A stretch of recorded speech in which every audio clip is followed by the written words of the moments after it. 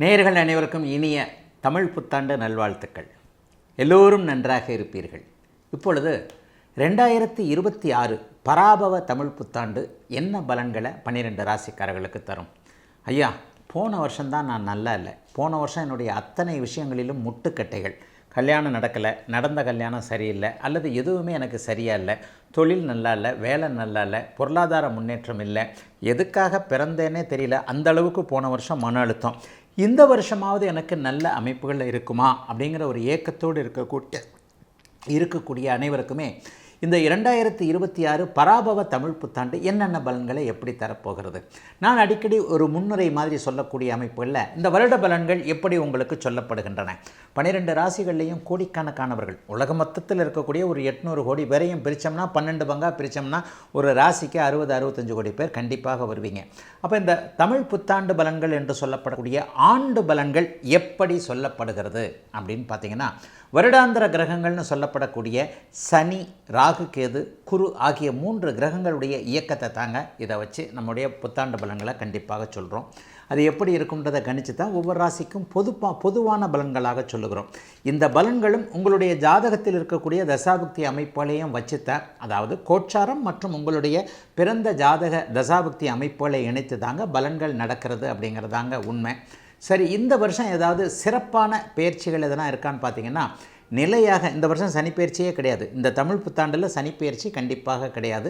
அவர் ஒரே இடத்தில் மீன வீட்டில் நிலையாக இருக்கின்ற அதே நிலைமையில் டிசம்பர் மாதம் முதல் வாரம் இப்போது கும்ப வீட்டில் இருக்கக்கூடிய ராகு அப்படியே கீழே இறங்கி மகர வீட்டிற்கு வந்து விடுகிறார். இப்போது சிம்ம வீட்டில் இருக்கக்கூடிய கேது அப்படியே மேலே ஏறி கடக வீட்டிற்கு போகிறார். அப்போ ராகு கேதுக்கள் கடகத்திலும் மகரத்திலும் மாறக்கூடிய சூழல்கள் டிசம்பர் மாதம் முதல் வாரத்தில் இந்த ராகு கேது பயிற்சி நடக்குது. இதனை எடுத்து பார்த்திங்கன்னா ஒரு அற்புதமான ஒரு பயிற்சி நடக்குதுங்க, குரு பயிற்சி. அதாவது ஜூன் மாதம் 12ஆம் தேதி, ஏப்ரல் 14ஆம் தேதி தமிழ் புத்தாண்டு பிறகுதுன்னா சரியாக ஒரு 40-45 நாள்லேயே 7 வாரங்களிலேயே ஜூன் மாதம் 2ஆம் தேதி நடக்கக்கூடிய குரு பயிற்சியின் மூலமாக ஒரு உன்னதமான மாற்றம் நிறைந்த குரு பயிற்சி தான். என்ன அப்படின்னு பார்த்தீங்கன்னா, ஒரு 12-13 வருடங்களுக்கு ஒரு முறை உச்சம் என்கின்ற அதி உன்னத நிலையை அடையக்கூடிய குரு பகவான் இப்போது கடகத்தில் உச்சம் என்கின்ற அமைப்பை அடைகிறார். இது ஒரு பெரிய மாற்றம்ங்க. 12 வருஷத்திற்கு ஒரு தடவை வந்து குரு பகவான் உச்சத்தை அடையும் போது உலக மக்கள் எல்லாருக்குமே ஓரளவிற்கு நன்மையான பலன்கள். இப்போ கஷ்டப்பட்டுக்கிட்டு இருக்கிறவங்களுக்கு நல்ல விடிவு காலம் வரப்போகிறது அப்படிங்கிறது தான் உண்மை. சனி கெடுப்பார் என்றால் குரு கொடுப்பார் என்பது தான் உண்மை.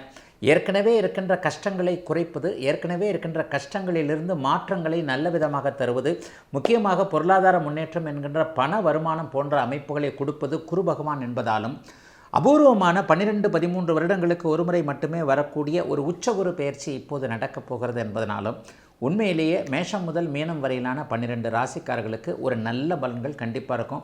ஜூன் மாதம் 2ஆம் தேதி இந்த குரு பயிற்சி நடக்குது. ஒரு 3-4 மாதங்களுக்கு பிறகு அதிசாரம் என்கின்ற முறையில் போன முறை எப்படி அவர் மாறினாரோ அதை போலவே டக்குன்னு அடுத்த ராசிக்கு மாறினாலும் பின்னாடி அப்படியே வேறு மாதிரி வந்துடுறாரு. இந்த குரு பயிற்சியின் மூலமாக டிசம்பர் மாதத்திலிருந்து கேள யோகம் என்று சொல்லப்படக்கூடிய கோடீஸ்வர யோகம் கடகத்தில் ஏற்படுது. இந்த கடகத்தில் குரு கேள யோகம் ஏற்பட்டாலே உலகத்தில் இருக்கிறாங்க இப்போ இருக்கிறவங்களுடைய பொருளாதார முன்னேற்றம்லாம் கொஞ்சம் ஓரளவுக்கு சீராகி இப்போ கஷ்டப்பட்டுக்கிட்டு இருக்கிறவங்களுக்கு ஒரு 6 மாதம் கழித்து கொஞ்சம் நன்மைகள் நடக்கக்கூடிய தன்மைகள் கண்டிப்பாக உண்டுங்க. ஆக எல்லா நிலைமைகள்லையும் பார்க்கும் பொழுது ராகு கேது குருப்பெயர்ச்சி சனிப்பெயர்ச்சி என்பவை ஓரளவிற்கு நல்ல பலன்களை தரக்கூடிய நிலைமைகளில்தான் இப்போது 12 ராசிக்காரர்களுக்கும் இருக்கிறது. பெரிய சோதனைகள் இந்த தமிழ் புத்தாண்டில் இருக்காது. ஆகவே சென்ற வருடத்தைப் போல அல்லாமல் அல்லல் பட்டு கொண்டிருக்கின்ற கஷ்டப்பட்டு கொண்டிருக்கின்ற மக்கள் அனைவருக்குமே இந்த பராபவ தமிழ் புத்தாண்டு ஓரளவிற்கு உற்சாகத்தையும் புத்துணர்ச்சியும் தரக்கூடிய புத்தாண்டாகவே அமையும் என்பதை கண்டிப்பாக எதிர்பார்க்கலாம். இப்போது மேஷம் முதல் மீனம் வரையிலான 12 ராசிக்காரர்களுக்கு தனித்தனியாக எப்படிப்பட்ட தன்மையில் இந்த தமிழ் புத்தாண்டு இருக்கும்ன்றதை பார்த்துடலாம். முதல்ல மேஷராசிக்காரர்களுக்கு இந்த புத்தாண்டு உண்மையிலேயே ஒரு நல்ல மாற்றத்தை கொடுக்கக்கூடியதாக கண்டிப்பாக அமையும். 3ஆம் இடத்தில் இருக்கக்கூடிய குரு பகவான் இப்போது உச்சம் என்கின்ற இடத்துல 4ஆம் இடத்திற்கு மாறப்போகிறார். 4ஆம் இடத்துல மாறப்போகி டிசம்பர் மாதம் கேள யோகம் என்கின்ற ஒரு அமைப்பு உங்களுக்கு ஏற்பட போவதால் பண வரவுகளில் குறைகள் இருந்தவர்கள் எல்லாருக்குமே ஒரு நல்லவைகள் நடக்கக்கூடிய அமைப்புகள் கண்டிப்பாக உண்டு. ஐயா, 7.5 சனி நடந்துக்கிட்டு இருக்கு, எனக்கு அப்படி ஆகிடுமா இப்படி ஆகிடுமா, ஏதாவது கஷ்டங்கள் வருமா அப்படின்னு பார்த்தா போன 1 வருஷம் 1.5 வருஷம் அப்படிலாம் ஒன்றும் உங்களுக்கு 7.5 சனி பெரிய துக்கங்களை கொடுக்கலை அப்படிங்கிறது தான் உண்மை. உண்மையை பார்த்தா விரையச்சனியாக இருக்கக்கூடிய இப்போது 12ஆம் இடத்தில் இருக்கக்கூடிய சனி பகவான் சேமிக்க முடியாமல் செய்து கொண்டிருக்கிறார். அதே நேரத்தில் பணவரவுகளை உங்களுக்கு கொடுத்து கொண்டிருக்கிறார் என்பது தான் உண்மை. ஆகவே இப்போது எந்த இடத்துலையும் 7.5 சனியோட பாதிப்புகள் கண்டிப்பாக உங்களுக்கு இருக்காது. ஆனால் அடுத்த வருடம் 2027ஆம் வருடம் ஜூன் மாதம் நடக்க இருக்கின்ற குருப்பெயர்ச்சியின் மூலமாக ஜென்மச்சனிக்குள் நீங்கள் வர வேண்டும் என்பதால் இந்த வருஷமே சில உஷாரான நடவடிக்கைகளை, தற்காப்பு நடவடிக்கைகளை நீங்கள் வச்சுக்கணும். ஜோசியம்ன்றது இந்த வருஷம் மட்டும் என்ன நடக்கும்னு உங்களுக்கு சொல்கிறதில்ல. அடுத்த வருஷமும் இப்படி இருக்க போது இந்த வருஷமே உஷாராரு அப்படின்னு சொல்ல போகிறது தான். அடுத்த வருடம் ஜென்மச்சனியின் ஆதிக்கத்திற்குள் நீங்கள் உள்ளே நுழைவீர்கள் என்பதால் உங்களுக்கு பொருளாதார தட்டுப்பாடுகள் ஏற்படக்கூடிய அமைப்புக்கான தொடக்கங்கள் ஒரு இனிஷியல் ஸ்டேஜ்னு சொல்கிறோம்ல, அந்த இனிஷியல் ஸ்டேஜாக இந்த வருஷம் உங்களுக்கு யாராவது ஏமாத்துறவங்க உங்ககிட்ட வருவாங்க. ஒரு ஃப்ரெண்டு வாயா ஒரு 5 லட்சம் கூட 10 லட்சம் கூட இதை செய்யலாம் அதை செய்யலாம், வேலையை உற்று தொழிலை இப்படி ஆரம்பிச்சிடலாம், அல்லது அதை பண்ணலாம் இதை பண்ணலான்னு காசு பண்ண விஷயத்தில் உங்களை ஏமாற்றக்கூடிய விஷயங்கள், விரயம் பண்ணக்கூடிய விஷயங்கள் இந்த தமிழ் புத்தாண்டில் மேஷராசிக்கார இளைய பருவத்தினருக்கு 50 வயசுக்கு மேற்பட்டவங்களுக்கு நான் சொல்கிற பலன் பொருந்தாது. இளைய பருவத்தில் இருப்பவர்கள் எப்படி வாழ்க்கையில் முன்னேறலாம் என்கின்ற ஒரு துடிப்போடு இருக்கக்கூடியவர்களுக்கு இப்போது கண்டிப்பாக இந்த மாதிரியான தூண்டில் போடக்கூடிய விஷயங்கள், வேலைகள் நடக்கும் என்பதால் எந்த ஒரு விஷயத்துலேயும் வேலையை விட்டுறாதீங்க. தொழில் ஆரம்பிக்கிறதுக்கு இது சாதகமான நேரம் கிடையாது. ஒரு வருஷம் கழித்து சிக்கல் வரப்போகுது. மறுபடியும் ப்ரொடிக்ஷனை புரிஞ்சுக்கங்க. அடுத்த வருஷம் சிக்கல் வரும். அதற்கான முன்னேற்பாடுகளில் நம்ம கவுந்துராமல் இப்போவே நம்ம கவனமாக இருக்கணும். இளைய பருவத்தினருக்கு கண்டிப்பாக இந்த வருஷம் காதல் வரும். ஆணுக்கு பெண்ணையும் பெண்ணுக்கு ஆணையும் அறிமுகப்படுத்தக்கூடிய தன்மைகள் இப்போது உண்டு. அல்லது ஏற்கனவே இப்போ தான் ஒரு 4-5 மாதத்துக்கு முன்னாடி லவ் பண்ண ஆரம்பிச்சிருப்பீங்க. இதெல்லாம் அடுத்த வருஷம் கொஞ்சம் ஒரு மாதிரியான மன அழுத்தம், பிரேக்கப் என்று சொல்லப்படக்கூடிய காதல் தோல்வி போன்ற அமைப்புகளில் வரும். ஆகவே இளைய பருவத்தினர் தன்னுடைய சக்தியை விரயம் செய்யாமல் தொலைநோக்கு சிந்தனையோடு எதிர்காலத்தில் எப்படி இருக்கணும், கல்யாண வாழ்க்கை எப்படி இருக்கணும், எதில் சம்பாதிக்கணும், அதில் சம்பாதிக்கணும், இதில் சம்பாதிக்கணுன்ற மாதிரியாக ஒரு உயர்ந்த சிந்தனை அமைப்போடு நகரக்கூடிய அந்த அமைப்பை அப்படியே முன்னிறுத்தக்கூடிய ஒரு தமிழ் புத்தாண்டாக இந்த புத்தாண்டு இருக்குங்க. சும்மா பகட்டு வார்த்தைகள்லாம் இளைய தலைமுறையினர் நம்பவே கூடாது. எதுலேயும் கொஞ்சம் கவனமாக இதை செய்யலாமா வேண்டாமான்னு குடும்பத்தில் இருக்கக்கூடிய பெரியவர்கள்ட்ட ஆலோசனை கேட்டுக்கொண்டு செய்யக்கூடிய ஒரு வருடமாக இந்த வருடம் இருக்கிறது. 50 வருடத்திற்கு மேற்பட்டவர்கள் எல்லாருக்குமே அருமையான யோக பலன்கள் நடக்கக்கூடிய வாரமாக புத்தாண்டாகவே அமைந்திருக்கிறது இந்த தமிழ் புத்தாண்டு. ரிஷபராசிக்காரர்களுக்கு மகா உன்னதமான முன்னேற்றத்தை தரக்கூடிய அமைப்புகள் கண்டிப்பாக இப்போது உண்டு. பெரிய அளவில் நல்ல மாற்றம் இருக்குங்க. புத்தாண்டின் முழுவதுமே 11ஆம் இடத்துல சனி பகவான் இருக்கிறார். ஆரம்பத்தில் 2ஆம் இடத்தில் இருக்கக்கூடிய குரு பகவான் 3ஆம் இடத்திற்கு உச்சமானாலும் அவர் பாக்கியம் என்று சொல்லப்படக்கூடிய 9ஆம் இடத்தை பார்ப்பார். அப்போ ஒரு பெரிய மாற்றங்கள் ரிஷபராசிக்காரர்கள் எல்லோருக்குமே இந்த புத்தாண்டில் உண்டு. தொட்டது துலங்கும். தைரியமாக தாராளமாக செய்யலாம். வேலையை விட்டுட்டு தொழில் பண்ணலாமா, பண்ணலாம். ஏற்கனவே இருக்கிற தொழிலை டெவலப் பண்ணலாமா, பண்ணலாம். இதை நம்பி செய்யலாமா, அதை நம்பி செய்யலாமா, செய்யலாம். கல்யாணம் ஆகாதவர்களுக்கு ஜூன் மாதத்திற்கு பிறகு திருமண நிச்சயதார்த்தம் இந்த தமிழ் புத்தாண்டின் இறுதிக்குள்ளேயே, அதாவது இந்த ஆங்கில வருடத்தின் இறுதிக்குள்ளாகவே உங்களுக்கு திருமணம் நடந்துவிடக்கூடிய தன்மை, ஆணுக்கு பெண்ணையும் பெண்ணுக்கு ஆணையும் அறிமுகப்படுத்தக்கூடிய சில அமைப்புகள் எல்லாம் ஒரு குடும்பத்தில் கூட நிம்மதிகள் இருக்கக்கூடிய அமைப்பு இப்போது ரிஷபராசிக்காரர்களுக்கு உண்டு. வருடாந்திர கிரகங்கள்னு சொல்லப்படக்கூடிய பெரும்பாலான கிரகங்கள் வலுத்திருக்கின்ற காரணத்தினால் ரிஷபராசிக்காரர்களுக்கு சோதனைகள் இல்லை. முதல் 6 மாதங்கள் இந்த தமிழ் புத்தாண்டு கொஞ்சம் மந்தமான ஒரு மாதிரியான நிதானமான போக்கை கொடுத்திருந்தாலும் கூட 3ஆம் இடத்துல குரு பகவான் உச்சனாகி டிசம்பரோடு அங்கே கேதுவோடு சேர்ந்து கேள யோகம் எனப்படுகின்ற கோடீஸ்வர யோகம் ரிஷபராசிக்காரர்களுக்கு 3ஆம் இடத்தில் ஏற்படுகின்ற காரணத்தினால் நல்ல அறிமுகங்கள், முயற்சிகள் பலிக்கக்கூடிய தன்மை, பணத்தை நல்ல விதமாக சம்பாதிக்கக்கூடிய அமைப்பு. நீங்கள் உடனே கோடீஸ்வரன் ஆகிடுவீங்க, அப்படியே 100கணக்கான கோடிகள் உங்களை கொட்டப்போதுன்னா நான் சொல்ல மாட்டேன். அவரவருடைய பிறந்த ஜாதக அமைப்பிற்கு ஏற்றார் போல சில உயரங்கள் இருக்கின்றன. நீங்கள் இவ்வளோ தான் சம்பாதிக்கணும், நீங்கள் லட்சாதிபதி தான், நீங்கள் கோடீஸ்வரர் தான், நீங்கள் மில்லியனர் தான், நீங்கள் பில்லியனர் தான் என்கின்ற மாதிரியாக உங்களுடைய ஜாதகப்படி ஒரு அளவிற்கு நீங்கள் எவ்வளவு சம்பாதிப்பீர்கள் என்கின்ற அமைப்பிற்கு ஒரு அச்சாரம் போடுகின்ற விதமாகவே இப்போது இந்த 2026 தமிழ் புத்தாண்டு சில பல அடையாளங்களை கண்டிப்பாக கொடுக்கும் என்பதால் பெரிய நல்ல மாற்றங்கள் ஏற்படக்கூடிய தன்மைகள் உண்டுங்க. தம்பி தங்கைகளின் மூலமாக நல்லவைகள் நடக்கும். மாமன் மச்சான்களை கொஞ்சம் நம்புகிற மாதிரியாக இருக்கும். கணவன் மனைவி உறவுகள் பெரிய அளவில் நன்றாக இருக்கக்கூடிய தன்மைகள் இப்போது கண்டிப்பாக உண்டு. எதையும் சீர்தூக்கி ஆராய்ந்து பார்த்து யாராவது ஒன்று சொன்னால் கூட அதை நம்பாமல் இதை செய்யலாமா அதை செய்யலாமான்ற ஒரு சிந்தனை நல்ல விதமாக செயல்படக்கூடிய அமைப்புகள் கண்டிப்பாக உண்டு. அண்ணன் அக்காள்கள் கை கொடுக்கக்கூடிய தன்மை. இதுவரைக்குமே அடுத்தவங்க கையை மட்டும் எதிர்பார்த்து ஒரு மாதிரி அடுத்தவங்களை நம்பி பழிச்சுக்கிட்டு இருந்த இளைய பருவ ரிஷபராசிக்காரர்கள் எல்லோருக்குமே நீங்கள் அடுத்தவர்களுக்கு செய்யக்கூடிய அளவிற்கு மிகப்பெரிய நல்ல மாற்றங்கள் உண்டாகக்கூடிய ஒரு நல்ல தமிழ் புத்தாண்டாக இந்த தமிழ் புத்தாண்டு இருக்குங்க. சிலருக்கு அம்மா அப்பானால் இதுவரைக்கும் இருந்து வந்த கவலைகள் விலகக்கூடிய தன்மைகள் இருக்கின்றன.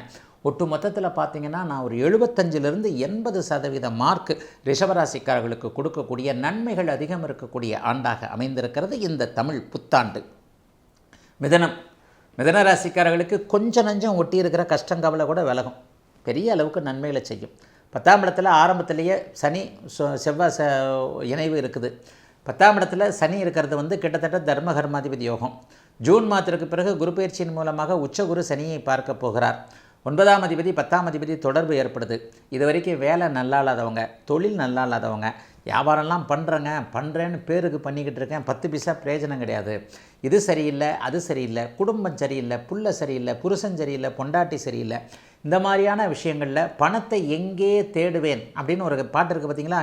எங்கே தான் தேடுறது இந்த பணத்தை? அவன் சம்பாதிக்கிறான், இவன் சம்பாதிக்கிறான், நான் சம்பாதிக்கலையேன்ற மாதிரியான நிலைமைகளில், குறிப்பாக கொரோனாவிற்கு பின்பு இன்னும் எழுந்திருக்க முடியவில்லையே என்கின்ற நிலையில் இருக்கக்கூடிய அத்தனை மிதன ராசிக்காரர்களுக்கும் அட்டகாசமான பலன்களை தரக்கூடிய அருமையான தமிழ் புத்தாண்டுங்க அந்த பராபவ தமிழ் புத்தாண்டு.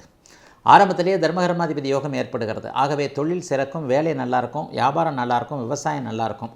அடுத்தவங்களுக்கு தானம் கொடுக்கக்கூடிய அளவிற்கு, மற்றவர்கள் தனக்கு மிஞ்சி தானே தானம், அப்போ தனக்கே மிஞ்சணும் இல்லையா? போதுமான வருமானம் மற்றவர்களுக்கு நீங்கள் உதவி செய்யக்கூடிய அளவிற்காக நல்ல வருமானங்கள் இருக்கக்கூடிய தன்மைகள் இப்போது உண்டு. இப்போது 9ஆம் இடத்தில் இருக்கக்கூடிய ராகு பகவான் அதன் பிறகு டிசம்பர் மாதம் 8ஆம் இடத்திற்கு மாறி வந்துடுறாரு. 8ஆம் இடத்துக்கு வந்தாலும் கூட அவர் உச்சகுருவின் பார்வையில் வருவார்.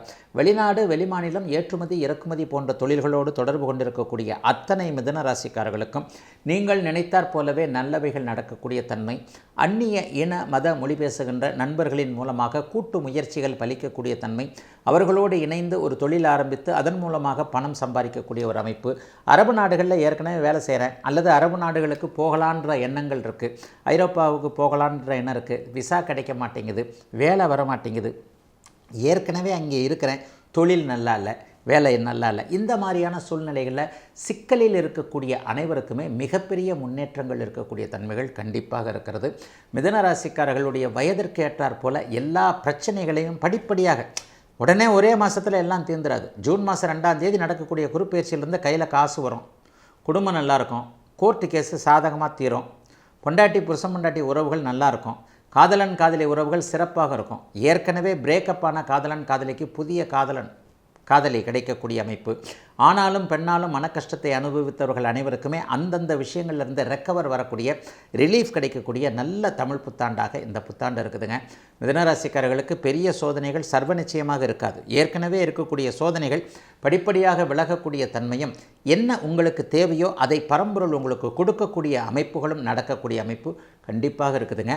புத்திசாலிகளான அத்தனை மிதுன ராசிக்காரர்களுக்கும் ஏற்கனவே ஒரு நிலையில் சங்கடமாக இருந்த சில விஷயங்கள்லாம் சாதகமாக மாறக்கூடிய இனிய தமிழ் புத்தாண்டு இந்த தமிழ் புத்தாண்டு. கடகராசிக்காரர்களுக்கு விடியல் வந்து விட்டது என்பது தான் உண்மை. விடிஞ்சே வந்துருச்சியா, அவ்வளோதான், ஏன் பரவாயில்லையா, எந்திரிச்சு வந்துட்டேன், மேலே தலையை தூக்கிட்டு கடலில் நடுவில் இருந்தவன் இப்போ கரையில் ஏறி வந்துட்டேன் அப்படின்னு சொல்லுவீங்க. கடந்த 3-4 வருஷமாகவே கடகராசிக்காரர்கள் நல்லா இல்லை. 2023-24 உங்களை போட்டு பாலைவனத்தில் போயிட்டு சுடுமணலில் உருண்ட கதையாக உங்களை போட்டு பிரட்டி எடுத்தது இல்லையா, அதுலேருந்து இப்போ கொஞ்சம் பரவாயில்ல, ஏன் அதை போய் ஞாபகப்படுத்துறீங்க அப்படின்னு தான் கேட்பீங்க. அந்தளவுக்கு ஒரு துன்பம், வேதனைகளை, துயரத்தை, துக்கத்தை அடைந்த அத்தனை கடகராசிக்காரர்களுக்கும் பராபவ 2026 தமிழ் புத்தாண்டு ஒரு பெரிய விடியலை கொடுக்கக்கூடிய அமைப்புகள் இப்போது உண்டுங்க. அருமையாக இருக்குதுங்க. 12ஆம் இடத்துல இப்போது குரு பகவான் உங்களுக்கு அலைச்சல்கள், வெட்டி அலைச்சல்கள், வேதனைகள் எப்போதும் ஓடிக்கொண்டிருக்கக்கூடிய நிலைமைகளை கொடுத்து கொண்டிருக்கிற அமைப்பு ஜூன் மாதம் 2ஆம் தேதியிலிருந்து டக்குன்னு மாறுது. இப்போது உங்களுக்கு சம்பாதிக்க முடியாமல் தடையை கொடுத்துக்கிட்டு இருக்கிற, குடும்பத்தில் குழப்பத்தை கொடுத்துக்கிட்டு இருக்கக்கூடிய 2ஆம் இடத்து 8ஆம் இடத்து ராகு கேதுக்கள் அப்படியே 7ஆம் இடத்திற்கு இதில் மாறுறாங்க. டிசம்பர் மாதம் மாறுறாங்க. ஒவ்வொன்றா தான் நடக்கும். ஒரே நேரத்தில் எல்லாம் தூக்கிட்டு அப்படியே இதாகி நம்மளை தூக்கி அமெரிக்கன் ஜனாதிபதியை ஆக்கிடாது. நம்ம பட்ட கஷ்டத்துக்கு கொஞ்சம் கொஞ்சமாக ரிலீஃப் ஆனாலே போருமே. ஆக வாழ்க்கை கொஞ்சம் இனிமையான அமைப்பில் போகிறது என்பதற்கான அச்சாரங்கள் போடக்கூடிய அமைப்பு ஜூன் மாதம் 2ஆம் தேதியிலேருந்தே வந்துடும். ஜென்மகுரு என்ன பண்ணுவார்? ஜன்மகுரு அங்கே வாலி கீலி அப்படின்ற பாட்டெல்லாம் நம்பவே நம்பாதீங்க. குரு பகவான் ராசியை சுபத்துவப்படுத்த போகின்ற காரணத்தினால் மனோதைரியம் அதிகரிக்கும்.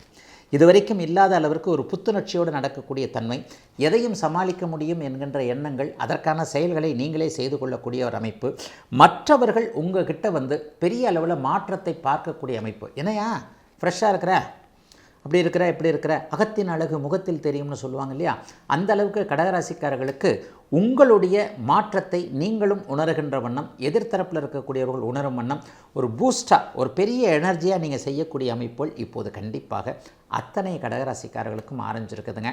கல்யாணம் ஆகாதவங்களுக்கு ஆகப்போகுது, காதல் இல்லாதவர்களுக்கு காதலி கிடைக்கப் போகிறார், காதலன் கிடைக்கப் போகிறார், ஏற்கனவே மன அழுத்தத்தில் இருந்தவர்களுக்கு சட்டம், கோர்ட்டு, குடும்பத்தில் பிரிவு, ஃபஸ்ட்டு மேரேஜ் டேமேஜ், இந்த மாதிரியான விஷயத்தில் இருந்தவங்க எல்லாத்துக்குமே அதிலிருந்து ரிலீஃப் கிடைக்கக்கூடிய தன்மை, புத்திரபாக்கியம் கிடைக்காதவர்களுக்கு அது கிடைக்கக்கூடிய அமைப்பு. புத்திரபாக்கியத்தை விடுங்க, எனக்கு வேலை கிடைக்கல, தொழில் நல்லா இல்லை, குடும்பம் நல்லா இல்லை, காசே இல்லை, காசு தானே கடவுள், அந்த காசையே கடவுளையே பார்க்க முடியலன்னா அப்புறம் நான் எங்கே போகிறது என்ற மாதிரியாக இருந்தவர்களுக்கு பொருளாதார முன்னேற்றங்கள் இருக்கக்கூடிய தன்மை, எதிலும் ஒரு நல்ல லாபங்கள் வரக்கூடிய அமைப்புகள், சொந்த ஊருக்கு திரும்பி வர வேண்டும் என்கின்ற எண்ணத்தில் இருக்கக்கூடிய வெளிநாடு வெளிமாநிலத்தில் இருப்பவர்களுக்கு அது சார்ந்த விஷயங்கள் நல்ல விதமாக வரக்கூடிய அமைப்பு, 50 வயது மேற்பட்டவர்களுக்கு தெய்வ தரிசனம் கிடைக்கக்கூடிய, புனிதர்களுடைய தரிசனம் கிடைக்கக்கூடிய அமைப்பு, இஷ்ட தெய்வ யாத்திரை, கைலாஷ் யாத்ரா, கயா போகிறது, காசிக்கு போகிறது, பூரி ஜெகநாதரை போய் பார்க்கணும், வட இந்தியாவில் இருக்கக்கூடிய திவ்ய தேசங்கள் அத்தனையும் பார்க்க வேண்டும், இங்கேயே காசி முதல் கங்கை வரை போக வேண்டும் என்கின்ற எண்ணத்தில் இருப்பவர்கள் அனைவருக்குமே அனைத்தும் கிடைக்கக்கூடிய அருமையான நல்ல ஆண்டாக அமைந்திருக்கிறது இந்த தமிழ் புத்தாண்டு.